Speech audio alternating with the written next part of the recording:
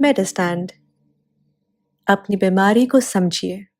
अस्सलाम वालेकुम ख़वातीन हज़रात, प्रोफेसर अज़ीज़ुर-रहमान मेडिस्टैंड अपनी बीमारी को समझिए की जानिब से ये वीडियो है जो रेडियो एक्टिव आयोडीन से थायराइड का इलाज किया जाता है उसके बारे में है। कुछ लोग ऐसे हैं जिनका थायराइड ओवर एक्टिव हो जाता है, उसको बोलते हैं हाइपर थायराइडिज्म। उसकी आगे की किस्में हैं, लेकिन अगर वो पक्का ही हो जाए, क्रॉनिक हो जाए, तो वो आमतौर पे ग्रेव्स डिजीज़ होती है। तो उसमें शुरू में हम अद्वियात से इलाज करते हैं और वो अद्वियात से अक्सर मरीज़ ठीक हो जाते हैं, लेकिन उसकी डोज़ को रेगुलेट करना पड़ता है, उसके साइड इफ़ेक्ट्स को मॉनिटर करना पड़ता है, और जब डोज़ एडजस्ट हो जाए फिर उसके ऊपर उसको मेंटेन करना पड़ता है। तो ये ज़रा थोड़ा सा ट्रिकी सा ये सिचुएशन है। अक्सर लोग ये बहुत लंबी देर तक नहीं कर पाते। 1 साल तक तो हम यही गोलियों की शुरू से इलाज करते हैं और कोशिश करते हैं कि उसी से कंट्रोल हो जाए, और 1 साल के बाद अगर मरीज़ की सिम्टम्स ठीक हो जाएं काफ़ी हद तक, तो हम ये ज्यूम करते हैं कि ये बीमारी जो है वो बैठ गई है, रिमिशन में चली गई है। तो अगर फिजिशियन फील करे कि अब सिम्टम बिल्कुल ख़त्म हो गई हैं तो शायद दवाई की ज़रूरत नहीं, तो बहुत ही कॉशियसली दवाई बंद करने की कोशिश करता है, देखता है कि दवाई बंद करने में कामयाबी होती है कि नहीं होती। अगर तो पहले ही सिम्टम्स हैं फिर तो ज़ाहिर हम कोशिश भी नहीं करते, लेकिन अगर सिम्टम जा चुकी हैं तो कोशिश करके देखते हैं। अगर वो दोबारा से अलामात आ जाएं तो फिर इसका मतलब बीमारी ख़त्म नहीं हुई थी, बस टेम्पररीली कंट्रोल हुई थी। तो इसको मुश्किल हल करने के लिए, मुश्किल ठीक करने के लिए कुछ लोग यही ऑप्ट करते हैं कि गोलियां ही खाते जाएं। वो भी एक ऑप्शन है, वो भी एक यानी एक पॉसिबिलिटी है कि कोई कोई मरीज़ गोलियों पे मुतमिन हो और वही खाता रहे। कई फिजिशियन भी प्रेफर करते हैं कि गोलियों पे चलाया जाए, लेकिन जो लिटरेचर है वो ये कहता है कि साल, 1.5 साल, मैक्सिमम 2 साल के बाद अगर गोलियों से नहीं कंट्रोल हो रही तो फिर उसका कोई परमानेंट ट्रीटमेंट होना चाहिए। थायराइड की 2 परमानेंट ट्रीटमेंट हैं। एक तो है थायराइड की सर्जरी, थायराइडेक्टमी, जिसमें थायराइड निकाल दिया जाता है। एक ये ऑप्शन है, ये बहुत अच्छी ऑप्शन है, लेकिन ऑफ कोर्स सर्जरी है। सर्जरी की कुछ कॉम्प्लिकेशन हैं, कुछ लोग घबराते हैं कॉम्प्लिकेशन से। सर्जरी महंगी भी होती है, लेकिन ये एक पक्का इलाज ज़रूर है। उसके अलावा एक और पक्का इलाज है, वो भी लोग काफ़ी उससे घबराते हैं, और इसीलिए मैंने ये वीडियो बनाई है कि वो जो दूसरा इलाज है उसको बोलते हैं रेडियो एक्टिव आयोडीन अबलेशन। मैं इसको ज़रा तर्जमा कर दूं, चूँकि हमारी सारी साइंस तो अंग्रेज़ी में है इसलिए वो लफ्ज़ अंग्रेज़ी कहते हैं, तो लेकिन मैं थोड़ा सा इसका तर्जमा कर देता हूँ। जो रेडियो एक्टिव आयोडीन, आयोडीन एक चीज़ है जो कि हमारी ग़िज़ा का हिस्सा है और हमारी बॉडी के लिए बहुत असेंशियल है कि जब हम खाने में आयोडीन लेते हैं तो वो आयोडीन ही से हमारी थायरॉक्सिन बनती है थायराइड ग्लैंड में। और हमारी जो बीमारी जिसकी हम बात करें, ग्रेव्स डिजीज़ है, उसमें थायरॉक्सिन ज़्यादा बन रही होती है। तो उसके ज़्यादा बनने को रोकने का एक तरीका ये है कि हम उनको ऐसी अद्वियात देते हैं जिससे वो आयोडीन जो बंदा खाने में खाता है, चूँकि खाने में से हम नहीं निकाल सकते, हमारे जो कुदरती खाने उसमें आयोडीन होती है उसमें से नहीं निकाल सकते, तो वो जो आयोडीन थायराइड तक ना पहुँचे, और चूँकि वो थायराइड तक नहीं पहुँचेगी तो थायरॉक्सिन नहीं बनेगी, तो इसलिए बंदे की थायराइड का जो है वो हाइपर, जो उसका ज़्यादा लेवल था, वो ठीक हो जाएगा। लेकिन उसी प्रिंसिपल को यूज़ करते हुए किसी साइंसदान ने ये देखा कि जो आयोडीन है उसको पहले लेबॉरेटरी में आम आयोडीन को रेडियो एक्टिव आयोडीन में कन्वर्ट कर दिया जाता है। इसके पीछे बहुत बड़ी केमिस्ट्री है और साइंस है। मेरे ख्याल में वो आप लोगों को उसके बारे में परेशान होने की ज़रूरत नहीं है। बहरहाल यूँ समझ लीजिए, वो आयोडीन, वो देखने को वो आयोडीन ही है, उसको केमिकली टेस्ट करेंगे तो आयोडीन ही होगी, और थायराइड में जाके भी वो आयोडीन के तौर पे एक्ट करेगी, लेकिन वो है रेडियो एक्टिव। रेडियो एक्टिव से मुराद ये है कि वो रेडिएशन एमिट करेगी। तो ये तब टेस्ट कराया जाता है जब हम थायराइड का मुकम्मल और मुस्तकिल डैमेज करके उसका मुश्किल इलाज करना चाहें। तो तरीकाकार ये होता है कि जब आपका फिजिशियन आपको बताए कि जब आपको रेडियो एक्टिव आयोडीन अबलेशन की ज़रूरत है, रेडियो एक्टिव आयोडीन अबलेशन से मुराद होता है जैसे रिमूव कर देना, थायराइड को रिमूव ही कर दिया।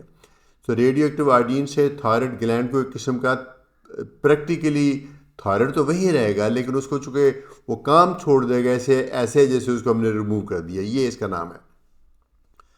अगर आप एंटी थायराइड ड्रग ले रहे हैं पहले से, जो कि मोस्टली ले ही रहे होंगे, वो चूँकि आयोडीन को थायराइड में जाने से रोकेगी तो वो रेडियो एक्टिव आयोडीन को भी थायराइड में जाने से रोक देगी।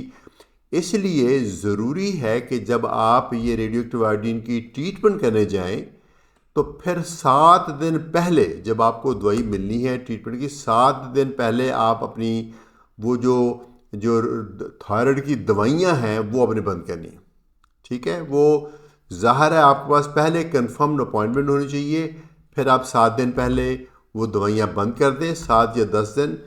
फिर ये जो रेडियो एक्टिव आयोडीन जो ट्रीटमेंट है ये हर जगह नहीं होती, ये कुछ मखसूस अदारे होते हैं जो रेडियो एक्टिव चीज़ों को हैंडल कर सकते हैं। जैसे लाहौर में इनमोल है, शौकत खानम है, PKLI है, इस तरीके से, और गुजरांवाला में भी है, बहुत सारे शहरों में बन गए हैं, फैसलाबाद में भी है। तो वो ख़ास गवर्नमेंट के अदारे होते हैं जहाँ पे ये ट्रीटमेंट होता है। तो वहाँ आप जाएंगे तो वो वहाँ आपको पहले 6-7 दिन से आपने जो थायराइड की दवाई नहीं खाई, फिर वो आपको कोई एक दवाई देंगे, कैप्सूल की सूरत में होगी या एक लिक्विड की सूरत में होगी। वो जब आप लेंगे तो उसके बाद ना आप घर आ जाओगे, यानी वो पीने के बाद आप घर आ जाओगे। हाँ, अलबत्ता एक बहुत इम्पोर्टेंट पॉइंट, 2 लोग ऐसे हैं, 2 कैटेगरीज ऐसी हैं जो ये इलाज नहीं कर सकती। एक वो जो हामला ख्वातीन है, इसलिए ज़रूरी है कि इस ट्रीटमेंट से पहले आप इंश्योर करें कि आपको हमल नहीं है। उसके कई तरीके हैं, बहरहाल आप ये इंश्योर करें कि आपको हमल नहीं है। दूसरा जो ब्रेस्ट फीडिंग विमेन है, जो अगर आपका छोटा बच्चा है जिसको आप दूध पिलाती है, तब भी आपकी ये रेडियो एक्टिव आयोडीन नहीं हो सकती। ये 2 कॉन्ट्राइंडिकेशन है। उसके अलावा बाकी तमाम मर्दों की और बाकी तमाम औरतों की हो सकती है रेडियो एक्टिव आयोडीन अबलेशन। आपने वो दवाई पी के घर आ जाना है। एक प्रिकॉशन ये है कि वो 7-8 दिन तक बाकी लोगों में से थोड़ा सा दूर रहना है। ये थोड़ी सी एक हम एक यूँ समझ लीजिए एक प्रिकॉशन है, एक एहतियात है कि आपके यहाँ से चूँकि अब आयोडीन यहाँ कंसनट्रेट हो गई है, यहाँ से वो रेडिएशन एमिट होगी, तो बहुत क्लोज प्रॉक्सिमिटी में किसी बेबी को आप बैठाएंगे, किसी दूसरे मर्द से गले मिलेंगे या बहुत करीब बैठेंगे, तो थोड़ा सा ख़तरा है कि वो रेडिएशन का इफेक्ट उसमें चला जाए।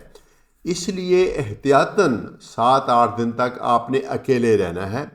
अकेले से मुराद आप अपने कमरे में रहें ज़्यादातर, और जब आप लाउंज में निकलें तो दूसरे लोग ना हों, और आपके कपड़े वगैरह भी अलहदा से धुलें, और आपका खाना पीना भी अलहदा रहे। ये सिर्फ 6-7 दिन का काम है। यूँ लगता है कि जैसे कोई बहुत बड़ा मुश्किल है, लेकिन एक्चुअली ऐसा है नहीं, ये मुमकिन है। और 7-8 दिन के बाद आपकी वो रेडिएशन में निकलना बंद हो जाती हैं, लेकिन वो सारी की सारी जो रेडियो एक्टिव आयोडीन है वो आपके थायराइड में कंसंट्रेट हो जाती है, वहीं पड़ी रहती है, वहाँ रेडिएशन एमिट करती रहती है। वहाँ रेडिएशन एमिट करके थायराइड के वो सेल जो कि बहुत ज़्यादा थायरोक्सिन बना रहे हैं, जितनी थायरोक्सिन चाहिए उससे कहीं ज़्यादा बना रहे हैं, तो उनको वो डैमेज कर देगी। थायराइड का काम सिर्फ थायरोक्सिन बनाना है, और इसका मतलब वो डैमेज होने से आपकी बॉडी में थायरोक्सिन की कमी हो जाएगी।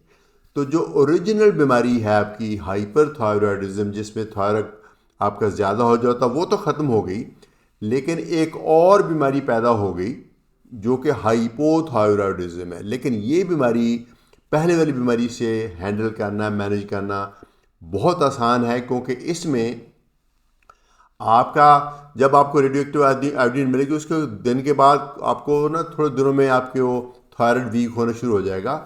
तो फिर वो टेस्ट किया जाएगा दोबारा। तो जब आपको लगेगा कि आप, जब टेस्ट ये बताएगा कि आपकी बॉडी में थायरोक्सिन की कमी हो गई है, तो फिर अब आपको थायरोक्सिन मिलेगी।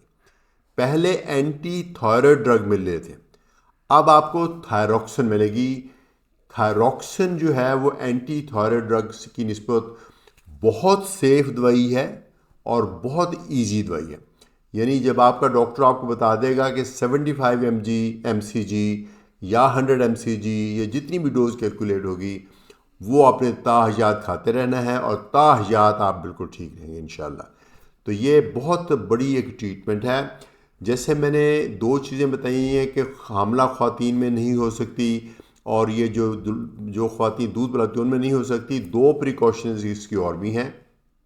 वो ये है कि अगर आपको ग्रेव्स की डिज़ीज़ में आपकी आंखें बहुत आगे बाहर आ गई हैं तो उसमें भी ख़तरा है कि वो मज़ीद तकलीफ़ बढ़ सकती है। इसलिए शायद आपका डॉक्टर आपको नहीं रेकमेंड करेगा अगर आपकी आंखें बहुत बाहर आ गई हैं।